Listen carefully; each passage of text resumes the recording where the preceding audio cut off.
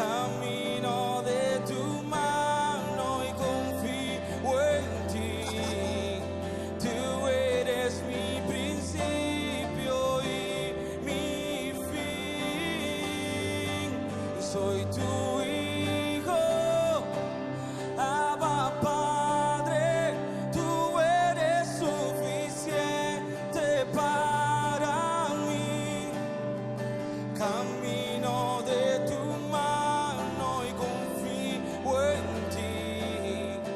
Tú eres mi principio y mi fin. Un tiempo con Dios para meditar todo el día. Necesito ser hijo. Y leemos en la carta de Juan, en el capítulo 1, versículo 12.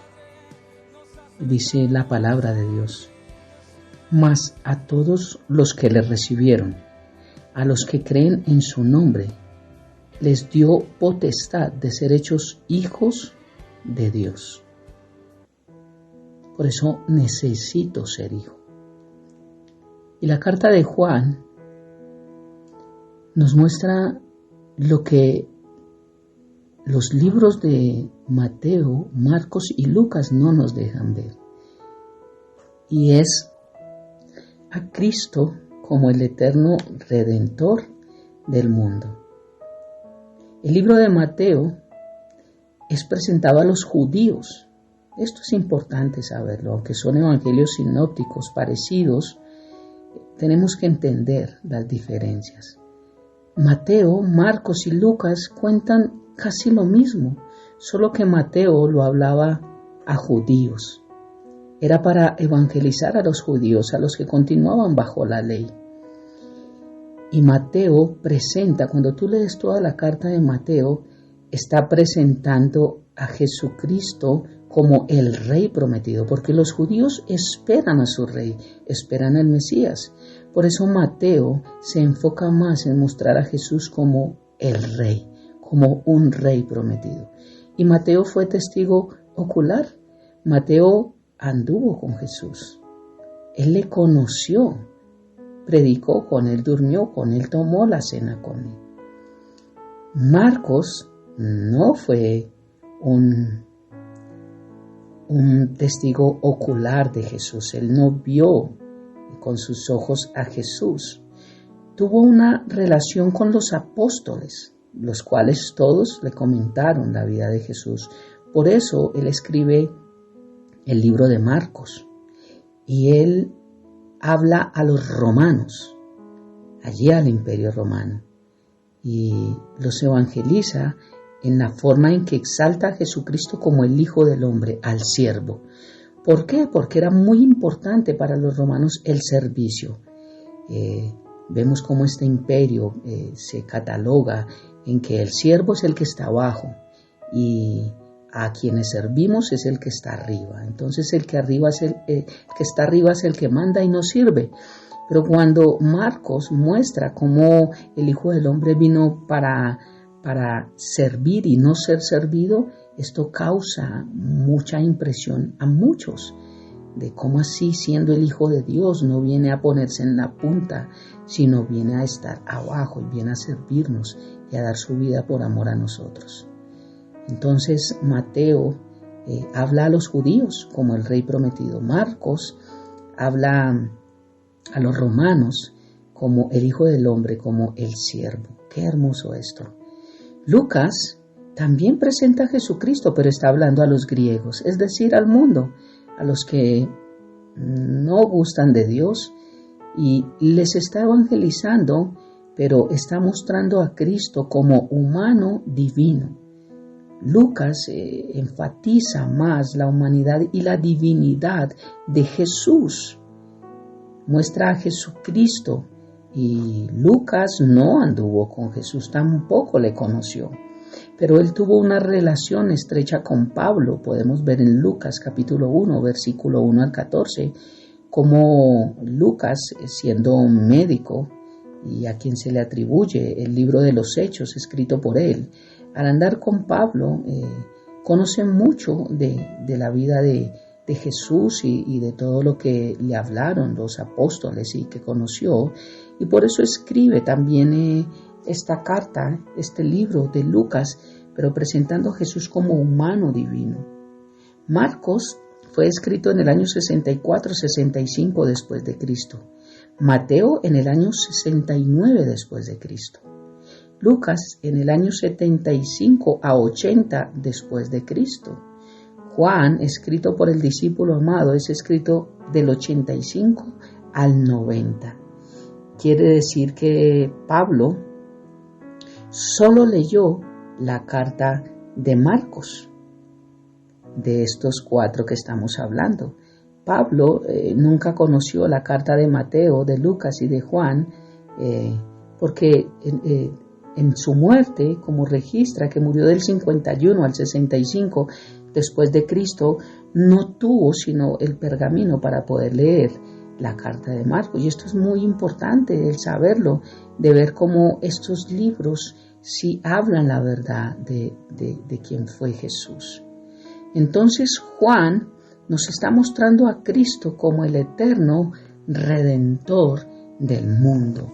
Y Juan nos muestra como una biografía de Jesús. ¿Quién es Él? ¿Cómo alcanzamos la vida eterna? ¿Cómo llegamos a el Padre? Y que solamente hay un camino, una verdad, una vida, y este es a través de Jesús. El libro de Hechos, relatado también por Lucas, en el capítulo 4, versículo 12, dice que no hay otro nombre dado a los hombres en el cual podamos tener salvación, en Jesucristo. Por eso esta carta de Juan es muy importante y es con la cual debemos empezar a leer la Biblia. Todo el que empieza a leer la Biblia debe iniciar en Juan, conociendo la historia de nuestro Salvador, el único que murió en la cruz. Y necesito ser hijo es algo muy importante que nos muestra esta carta. La carta a los Romanos nos enseña que el Espíritu Santo da testimonio a nuestro espíritu de que somos hijos.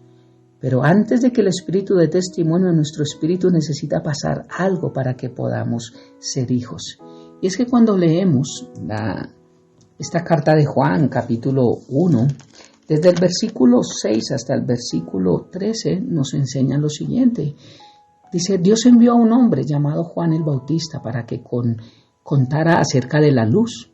Jesús dijo, yo soy la luz, a fin de que todos creyeran por su testimonio, por el de Juan el Bautista. Dice que Juan no era la luz, era solo un testigo para hablar de la luz de Jesús. Aquel que es la luz verdadera, Jesucristo, quien da luz a todos, venía al mundo. Vino al mismo mundo que él había creado, pero el mundo no lo reconoció. Es increíble.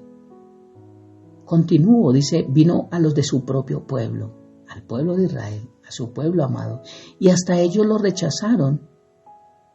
Y aquí viene el versículo. Mas a todos los que le recibieron, a los que creen en su nombre, les dio potestad de ser hechos hijos de Dios. Les dio el derecho, dice la Nueva Traducción Viviente, de llegar a ser hijos de Dios.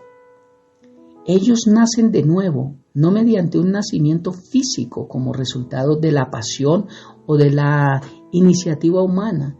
Está hablando aquí Juan que este nacimiento de nuevo no es a través del sexo entre un hombre y una mujer.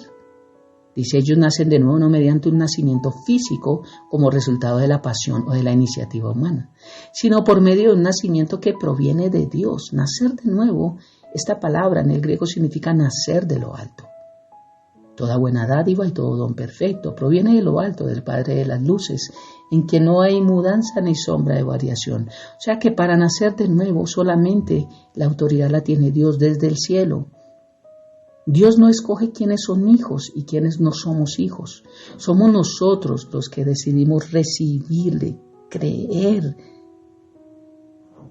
para que podamos tener ese derecho legal de ser llamados hijos de Dios. Y es que necesito ser hijo. ¿Y por qué necesito ser hijo? Porque muchas de nuestras oraciones antes de ser hijos no llegan a Dios, no llegan al trono de la gracia. Y tal vez suene crudo decir como así, o sea que solamente los cristianos, Dios escucha las oraciones. No, déjame explicarte. La Biblia enseña que todos somos creación de Dios, creación. Dios nos hizo a todos, nos creó a todos. De la misma forma. No fue papá y mamá. La palabra de Dios nos enseña que Dios nos formó en el vientre de nuestra madre. Fue Dios quien nos hizo a todos. Pero eso no nos hace hijos de Dios, nos hace creación de Dios. Ahora, ¿cómo pasamos a ser hijos de Dios? Juan lo explica en el capítulo 3, enseñándole a Nicodemo, un principal, un líder fariseo de la ley, le enseña cómo es nacer de nuevo. Y hoy es necesario que entendamos que todo el mundo no es hijo de Dios, es creación de Dios. Y que tomamos un proceso de ser creación a ser hijo cuando le aceptamos como Señor y Salvador. Cuando creemos que realmente solamente Jesús murió en la cruz y solamente, 1 Timoteo 2:5, yo tengo acceso a Dios como Padre solamente por Jesucristo. Que Jesús fue el único que unió la pared que derribó la pared que había intermedia entre Dios, entre el cielo y entre el hombre en la tierra. Y cuando derriba esa pared, lo único que nos une es un nombre nuevo que Dios nos ha dado, el cual es ser llamados hijos de Dios. Solamente el Hijo de Dios tiene acceso al trono de la gracia. Cuando leemos Hebreos, nos muestra que podemos acercarnos confiadamente al trono de la gracia, pero no todo el mundo se puede acercar a Dios. Porque nuestro pecado nos limita de acercarnos a la presencia de Dios. Ahora, ¿cómo así que llegamos a Cristo? Ya nuestro pecado no está. La cuestión es que cuando aceptamos a Cristo, dice su palabra, que todos nuestros pecados son perdonados. Que ya no vivo yo, mas Cristo vive en mí. Y significa que yo ya no hago lo mismo que hacía antes. Y Dios perdona todos mis pecados porque por ellos murió en la cruz. Quien no conoció pecado, por nosotros se hizo pecado. Y Jesús justifica mi vida para que yo ya no tenga ese penal, esa condenatoria a través de mi pecado, sino que pueda decir delante del Padre, Jesús murió en la cruz por mí y yo también soy libre. Por eso dice Juan 3:17, que Jesús no vino a condenar al mundo, sino que el mundo sea salvo a través de él.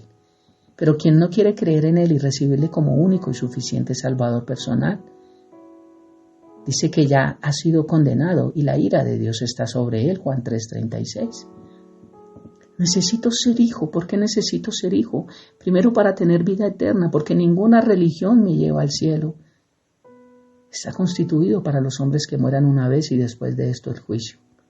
Ninguna religión me lleva a Dios Padre, solamente Jesucristo. Y necesito ser hijo para tener vida eterna, pero también para poder tener acceso al trono de la gracia. Sé que hay muchas oraciones que a veces hacemos y sentimos que no pasa nada, pero es precisamente porque no somos hijos. Necesitamos ser hijos para que esto se haga rema en nuestra vida. Continuaré en esta semana confiando en Dios con este tema.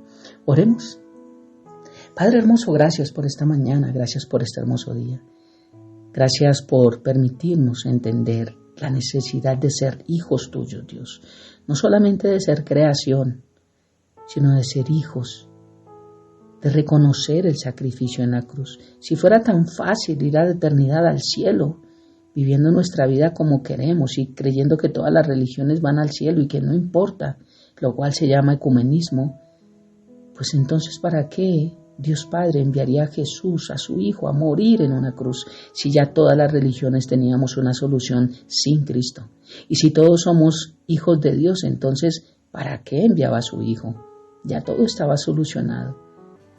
Pero gracias por darnos a entender, Dios, que necesitamos ser hijo, pero el valor más grande es que tú, Papá hermoso, enviaste a tu Hijo a morir para que nosotros pudiéramos tener este nombre de ser llamados hijos de Dios. Hoy te adoramos, hoy te bendecimos y te damos gracias por todo lo que has hecho en nuestra vida, porque a través de haberte recibido y haber creído en tu nombre es que nuestra vida ahora es diferente.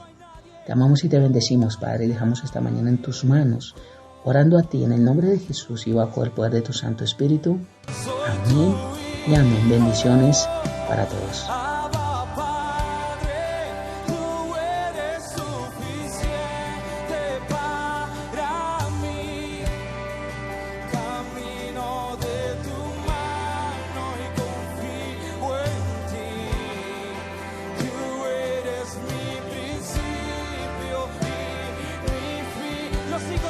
declara noi, solo